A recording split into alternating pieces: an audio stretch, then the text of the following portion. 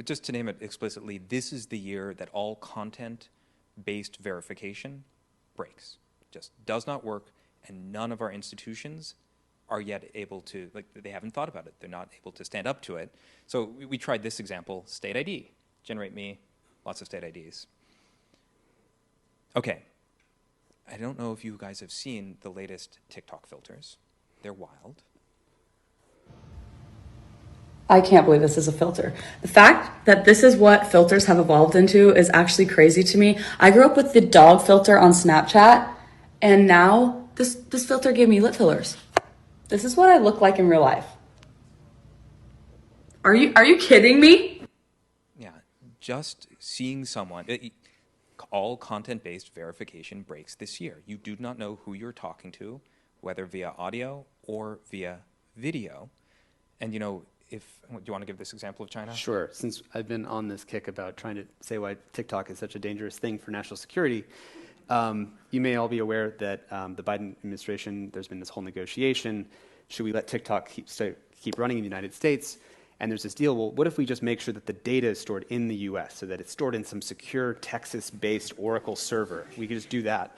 If I'm the Chinese Communist Party and I want to screw up the US right now, what I do is I just ship a Biden and Trump filter to every single person in your country that gives you a Biden voice or a Trump voice. So now I've turned all of your citizens, like being John Malkovich, into the sort of most angry Biden-Trump, information-angry army that just talks all day in a cacophony, right? And that would just break your society into incoherence. It has nothing to do with where the data is stored. It has nothing to do with where the algorithm, which videos are being ranked in what way. It has to do with how we are enabling sort of a mass confrontation with disreality. And no, none of that would be illegal.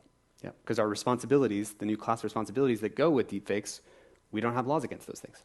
So I think what we're trying to show here is that when AI learns, use transformers, it treats everything as language you can move between and to. This becomes the total decoding and synthesizing of reality. Our friend Yuval Harari, when we were talking to him about this, called it this way. He said, what nukes are to the physical world, AI is to the virtual and symbolic world. And what he meant by that was that everything human beings do runs on top of language, right? Our laws are language. The idea of a nation state, the fact that we can have nation states, is based on our ability to speak language.